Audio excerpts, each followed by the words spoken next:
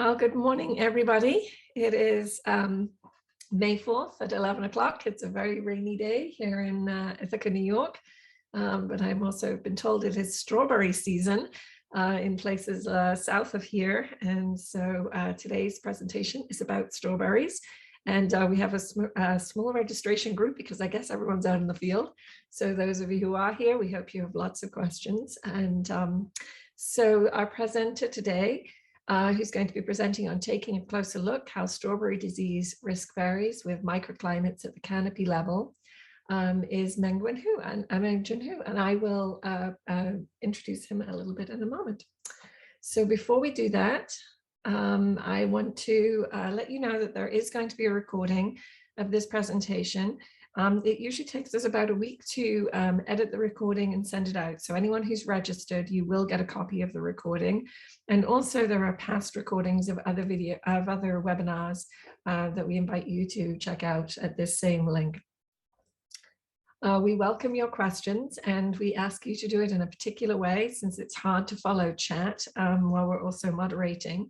If you move your bar over your Zoom box, you'll see a toolbar, and in the middle of that there is a box that says Q&A and like two little voice bubbles.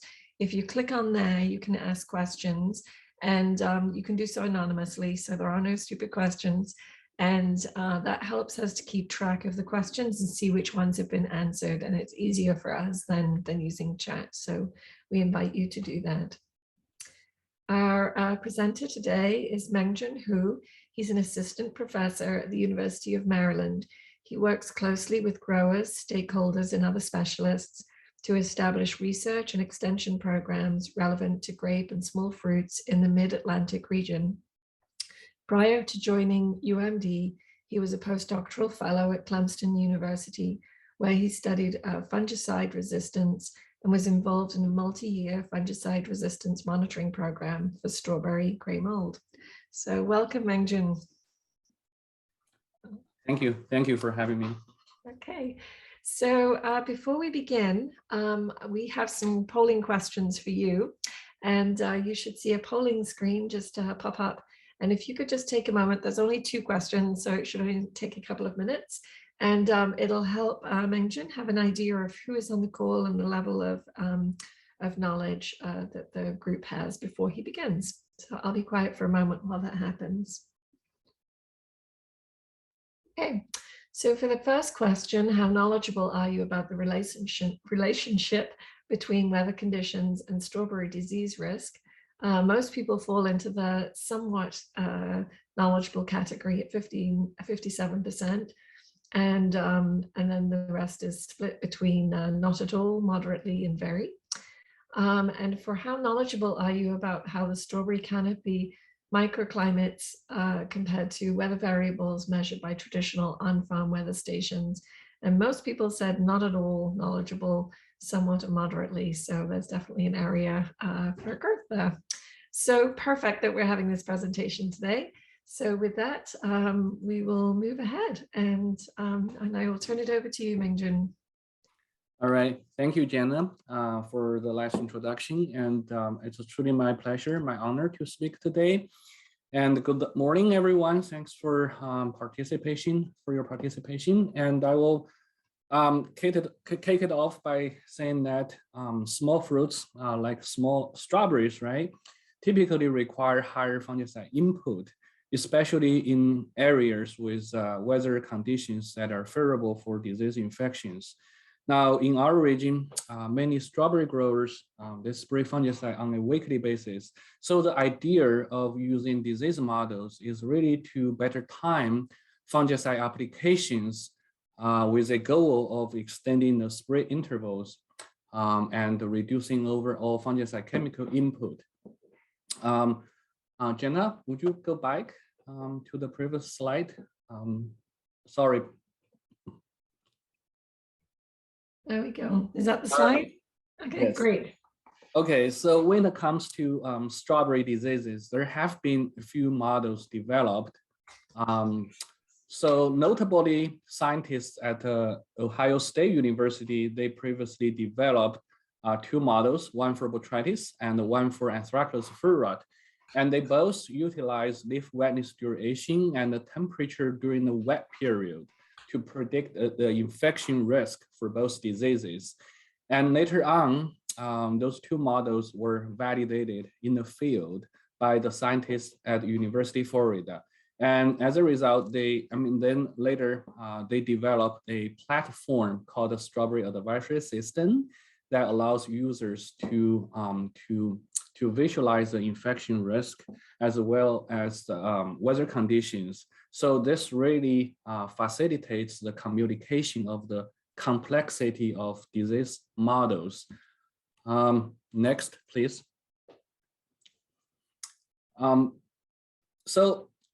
Okay, as many of you know, there are differences in production practices between regions, right? We're not California, we're not Florida, we're in the Mid-Atlantic region. And we use row covers to protect berries from frost and the freeze damage. And some growers also use row covers to accumulate degree days during native fall, depending on years, depending on cultivars. And the diagram below that shows the use manner of row covers. Some growers again use during late fall, and some growers would leave the covers on throughout the winter for cold damage. And critically, covers may stay on and off a couple of times during spring to cope with frost events. But different regions they may have different use patterns for row covers, right? And in North Carolina, growers would primarily use row covers during spring for frost protection. Next, please. And as you know, many traditional ANFA weather stations are widely used as a source of weather data for disease models. However, with the use of row covers, right, it kind of complicating the disease prediction because ANFA weather stations are not capable of monitoring, let's say, weather conditions under these row covers. And also, even without the row covers, Jenna, would you click once? Even without row covers, we think that the environmental variables at the canopy level could be very different from conventional weather stations. Click, please. So these facts really promote us to look at what's going on under these row covers in terms of disease infection risk, as well as weather environmental variables. So for this project, we had three specific objectives. The first was to analyze the differences among environmental variable inputs and disease model outputs due to sensor placement. And as you know, the weather station, traditional weather station are typically installed 6 feet above the ground, right? Especially removed from the strawberry canopies.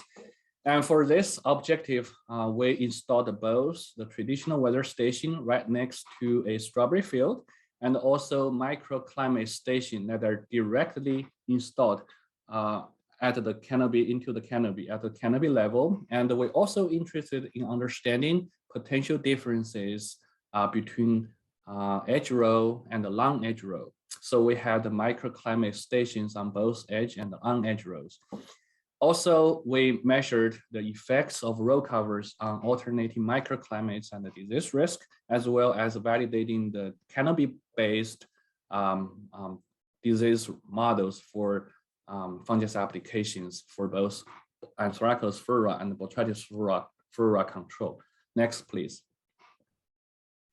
Now, this is our experimental design, and we had 3 treatments, including calendar, which is a weekly spray program, and the model-based treatment. We had 2 different treatments.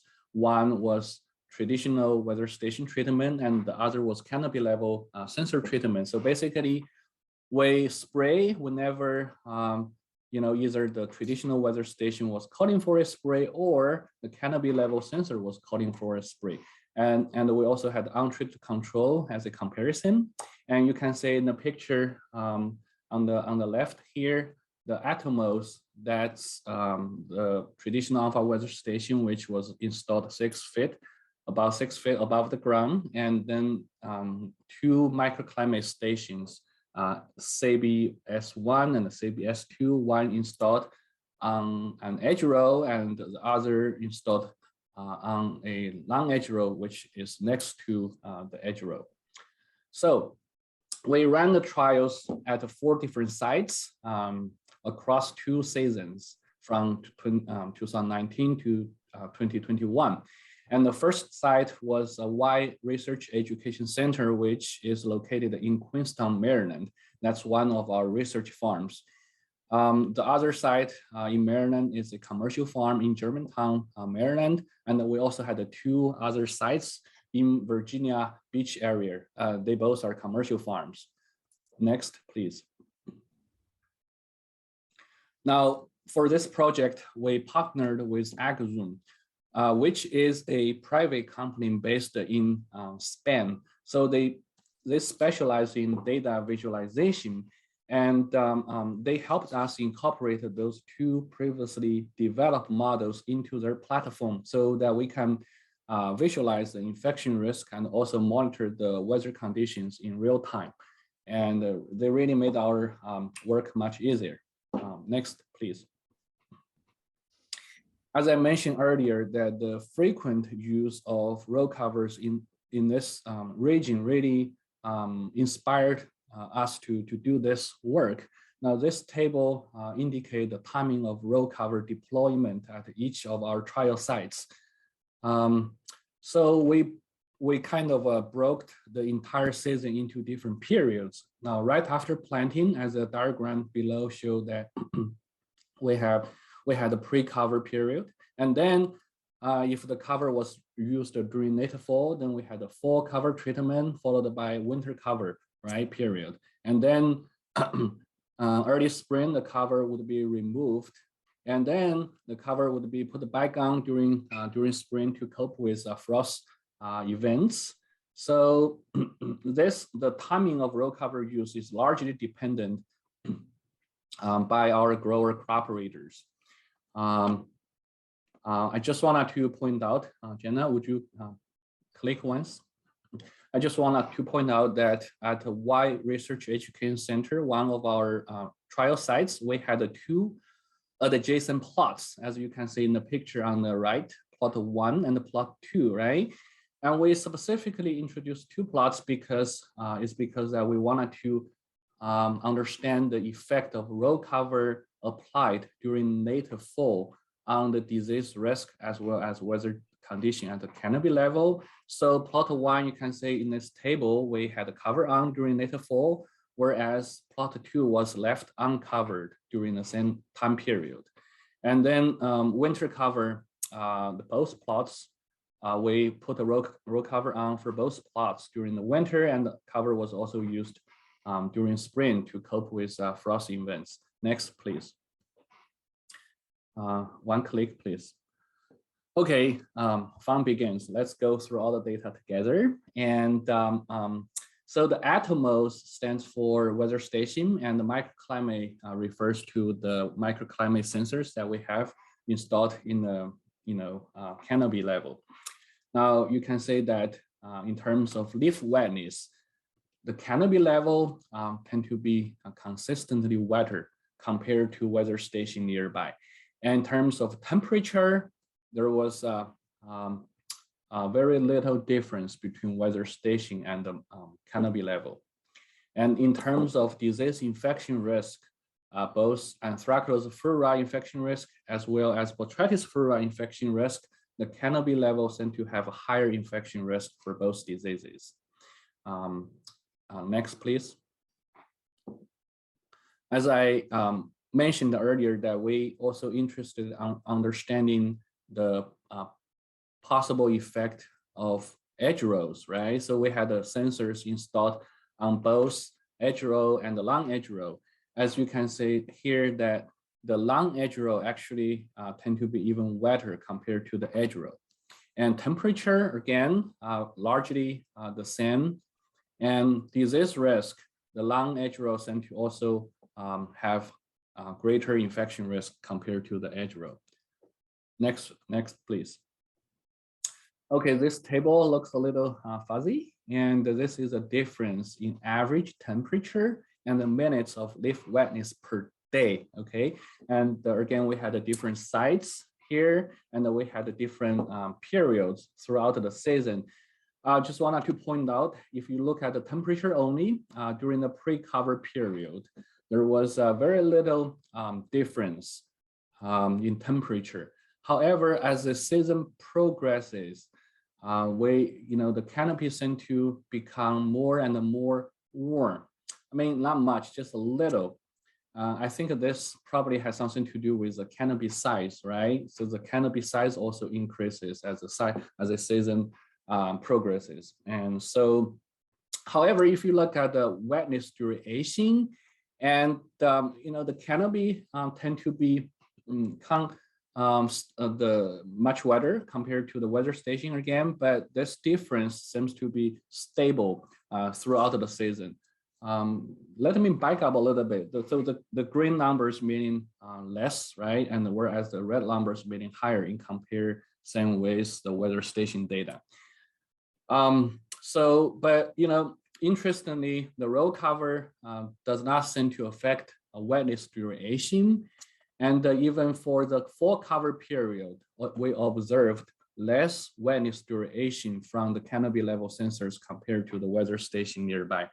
And whether this is, because we only have one trial that had 2 plots that allows us to compare the full cover treatment. So we cannot really make a conclusion here, but at least it seems that the row cover doesn't seem to affect the leaf wetness duration in our project. Next.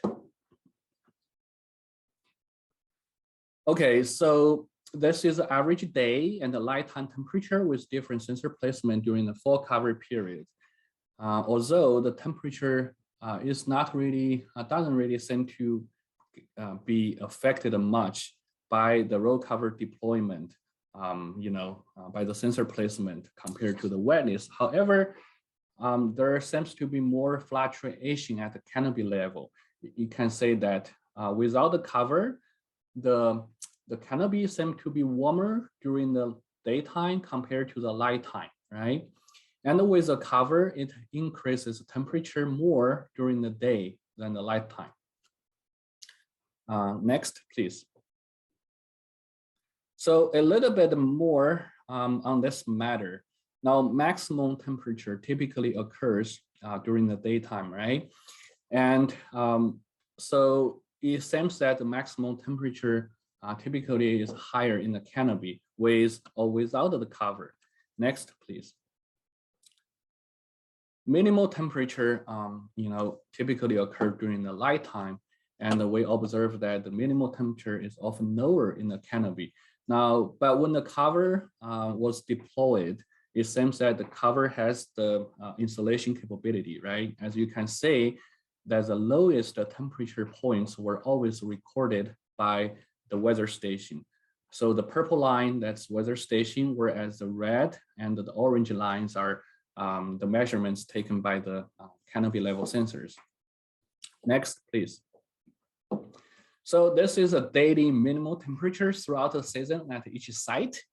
And the black line, that's the temperature from the weather station nearby, whereas the orange and the red lines are the canopy level sensors. So, daily minimal temperature, I think it's first of all, it's not something, it's not the only factor that would determine whether the plant might get damaged or not, but it's an important parameter that growers would consider when they decide using row covers or not, right? So those yellow boxes indicate the critical temperature for the plant at the different stages. For example, during dormancy, plants are typically more tolerant to low temperatures. And the gray shaded area are the period when the row covers were applied. You can say at this site, how well that the use of row cover is correlated with those cold events. During winter time, without row cover, the canopy level temperature could have been very close to the critical temperature that might damage the plant, right? Or even below. And then during early spring, and the recovery was used to deal with those colder events and be able to increase the canopy level temperature a little bit. So next, please. And here at the Y, which is on Eastern Shore, Maryland, you can say that during winter, it seems that the row cover may not be very necessary in this case. In this year, without row cover, the temperature, canopy level temperature would have stayed above the critical temperature. So further south, next, please. In Virginia, row cover was used occasionally for for some days during winter, but was not used during spring. Next, please. Another site in Virginia, it was not used during winter, but used once during early spring to cope with frost. Next, please. Okay, one more slide here. So you would want to remove row covers as soon as the frost is over. And we observed that when row covers stay on during early May, it really dramatically increased the temperature at the canopy. And in this case, the canopy temperature was recorded about 100 Fahrenheit, whereas the air temperature was about just above 60 Fahrenheit. So next, please. Some take-home message regarding environmental variables. So canopy level microclimates, Jenna, please. So average temperature, again, largely the same as nearby weather stations. However, the canopy seems to get a little bit warmer as its size increases. Next, please. And there were longer leaf wetness duration regardless of canopy size. Please, next. Then we also observed higher maximal and often lower minimal temperature at the canopy level. Next, please. And also there was a variability between canopy level sensors in the same field, right? The inner row seems to be wetter compared to the outer row. And the row covers, they have increased canopy temperatures more during the day than at the light time. Next, please. And however, they don't seem to increase leaf wetness duration. I think that's it for the first part. Great, wonderful. That's very interesting. So if you have any questions about the design or the results, this is a great time to ask them. And if you can click on the Q&A box in Zoom and put your questions in there. And if not, we will carry on with some more take-home messages, but I'll just give it a moment in case anyone has any questions. All right, well, if you do, you can put them in the Q&A box and we'll have another Q&A break. And so we can come back around to those. So we will just carry on with the presentation. There we go. Okay, moving on to disease infection, disease risk. As I mentioned earlier, that the canopy level tend to have a higher infection risk for both botrytis and Anthracnose fur rots. Now we further analyze the infection risk by different periods, again, from pre-cover all the way to ripening. And we, in general, I mean, this figure shows a percentage of days with moderate or high infection risk for botrytis fur rot. And for example, during pre-cover period, the blue bars represent the infection risk predicted by weather stations, whereas the yellow and the gray bars represent the infection risk predicted by canopy level sensors. And in this case, there were 21 or 22% of the days during the pre-cover period that had moderate or high infection risk. So in general, there seemed to be more higher infection risk during the fall period. And also in terms of the differences between weather station and the canopy level sensors, during spring covered period and during ripening period, the canopy levels tend to have a much higher infection risk compared to the weather station. Next, please. And you can say that the long edge row, the inner row, tend to have higher infection risk compared to the edge row. Next.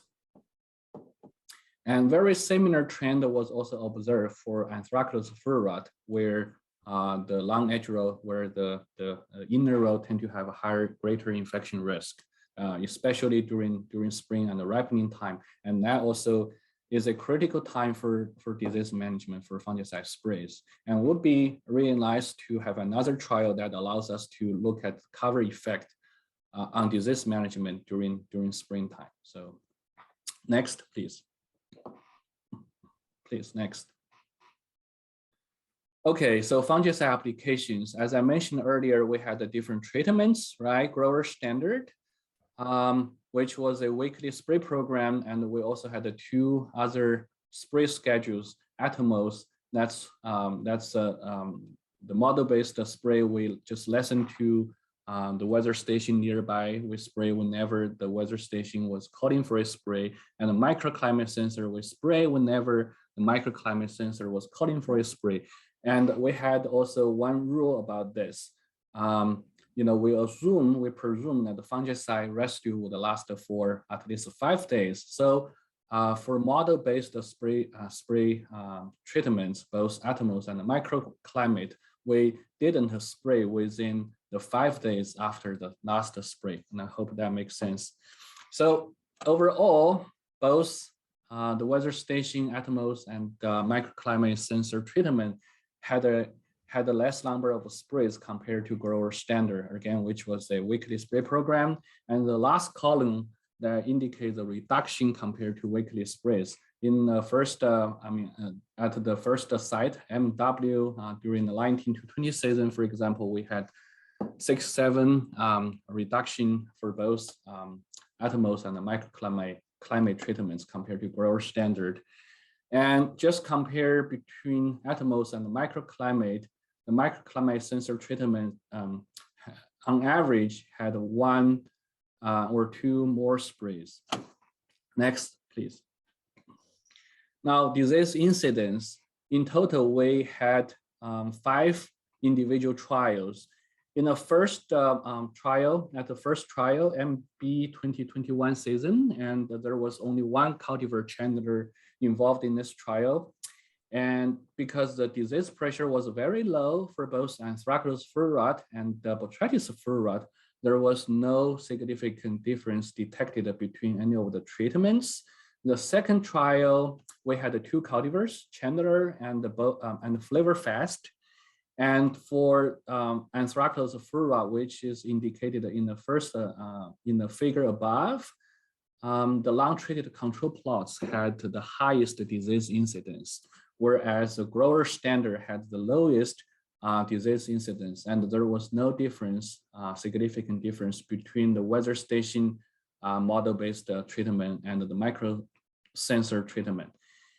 For the other cultivar, Flavorfast, there was no significant difference between any treatments because we think that Flavorfast had some resistance to Anthracnose fur rot. That's probably why. And then the third site, we also had 2 cultivars, Chandler and Sweet Charlie. For Anthracnose fur rot, I don't know if you can see it clearly, but we did say the highest disease incidence associated with long-treated plot, whereas the grower standard resulted in the least disease incidence. And similarly, the same trend for Sweet Charlie. For Botrytis, you can probably say more clearly that the long-treated control had the highest disease incidence. And we also observed the significant difference between the weather station, the Atomos, and the microclimate sensor treatment. Compared to the weather station, the microclimate sensor had significantly less Botrytis fur rot incidence in this trial plot. And then the fourth trial, only 1 cultivar Ruby June, and there was no difference. But I wanted to point out that this is the only trial site where we only use the organic fungicides for the disease management. We wanted to, another part of the objective is we wanted to say with the improved disease forecasting, whether we would be able to improve the disease control efficacy with organic fungicides. But unfortunately, there doesn't seem to be any efficacy from those organic compounds that we used in this trial. The last trial, only one cultivar, same Ruby June, and disease pressure was very low, and we didn't see any difference between treatments. Next, please. Okay, some take-home messages regarding disease management. At the canopy level, microclimates, okay, there tend to be more infection days at the canopy, and that led to more fungicide applications compared to weather stations nearby. And we think that this may improve the canopy level microclimate, may improve the efficacy of model-based spray programs, especially with cultivars that are highly susceptible to disease infections. Now with row covers, the predicted disease risk was not changed during fall. However, the inner rows seem to have a greater infection risk compared to outer row or the weather station nearby. Next, please.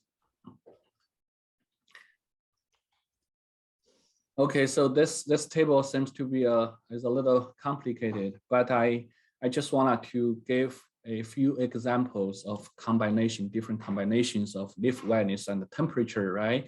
And their respective disease infection risk from a sort of practical point of view. Now, the canopy level is presumed 20 minutes, not 20, 200 minutes longer per day compared to weather station. Now, let's say at a 60 Fahrenheit, the air temperature, and the weather station tells you that there have been 9-hour leaf wetness period.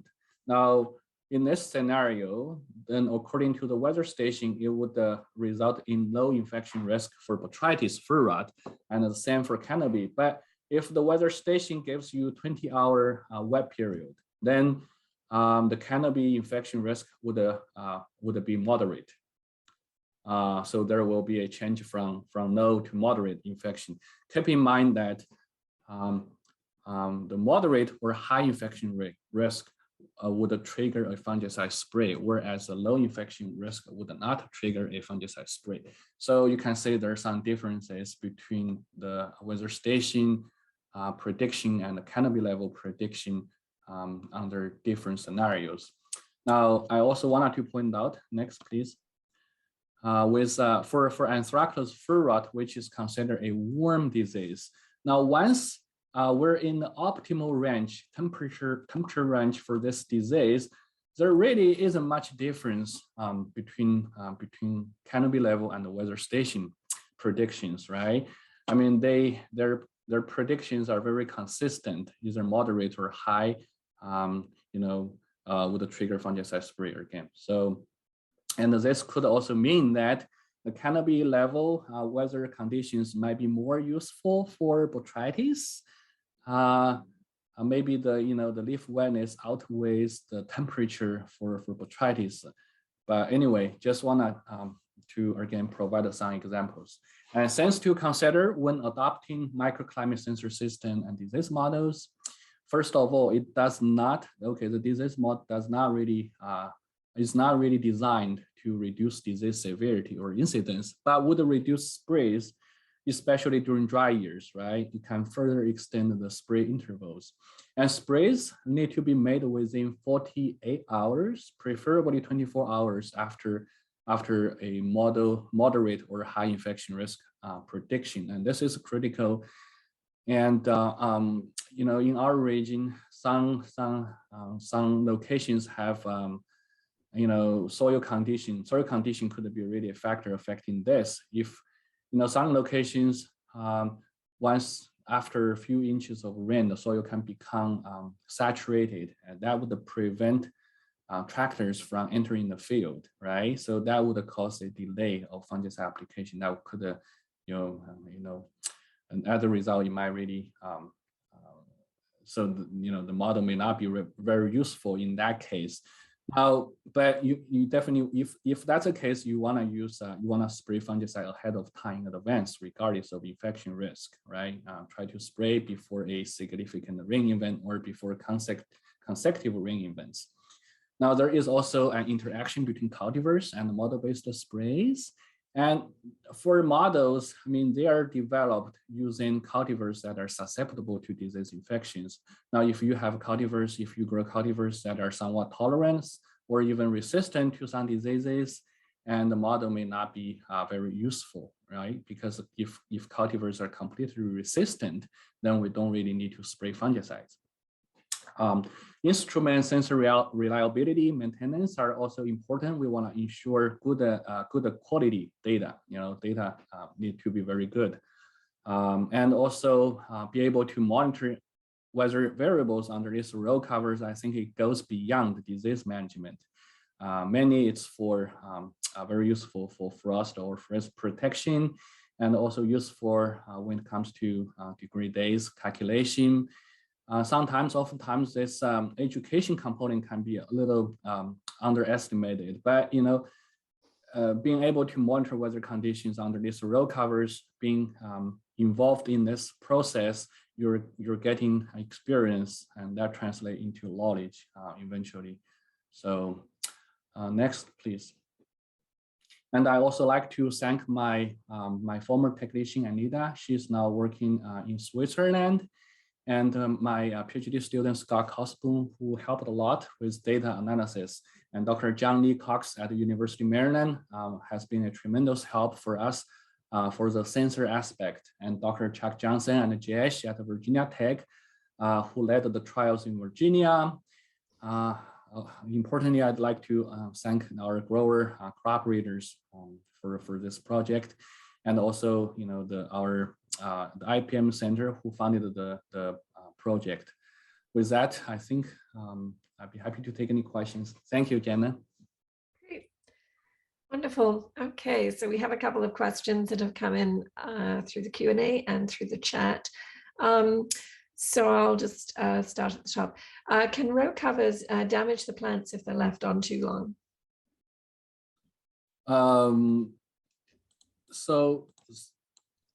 Would you repeat that question, Jenna, please? Sure. Can the row covers damage plants if they're left on for too long? Yeah, that's a great question. As I showed in one of my slides, if the row cover left too long during spring, during sunny days, it can really increase the canopy temperature. In that case, we observed almost 100 Fahrenheit at the canopy level compared to like a 60 Fahrenheit air temperature. So in that case, yes, it will damage the crop. But during winter, I don't think that's the case. I mean, some growers, actually many growers in our region in Maryland, they would leave row covers throughout the entire winter. So. Okay, great. And Marvin Pritz, at the first break, before we went through some of these last slides, he said, it seems that the row covers aren't that valuable to growers. So if you were going to have an overall kind of yes, no, well, how would you answer that? Yeah, I think a row cover is an essential tool, because it's, once you have spring frost, right, your row cover can really helpful in that regard. But we're trying to, right now, I think, we're trying to understand more about whether row covers are really can promote the crown and the floral development during later fall after planting. But I think it's still an essential tool for us. Great. And I just have a couple more questions. What are the row covers made of? And are there plans to experiment with new types of row covers? And are there new materials on the horizon? I am not sure. That's a great question. But I think our growers typically use like 1.25 ounce row cover, and there are like only 1 or 2 major manufacturers for row covers. Materials, I'm not so sure. So, but I can find out the information and I might be able to get back to you. So. Okay, all right, great. And then the last question is, are there new disease-resistant varieties of strawberries being cultivated? And overall, what are the most disease-resistant varieties? I think in our region, our growers like Chandler a lot, and Ruby June. Those cultivars are very susceptible to Anthracnose fur rot, for example. So some cultivars, but Chandler is considered to have a good resistance for Phytophthora. I don't think there is a cultivar that would, have a good resistance to all diseases we're dealing with.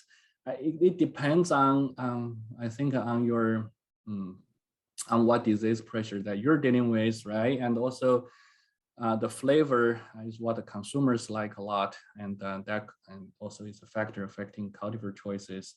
I'm not really aware of new cultivars that are really have good resistance to major diseases. I mean, Flavorfest is a good cultivar with decent resistance to Anthracnose fur rot. But tend to be a little susceptible to Phytophthora. Again, there is a trade-off. Lovely. Thank you. Well, those are all the questions. So we actually have some questions for you, for the folks that are here.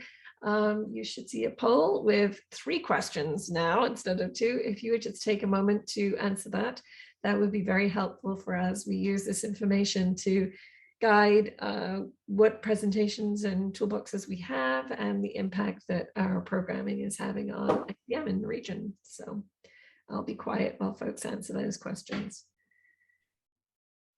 Okay, I'll show the results.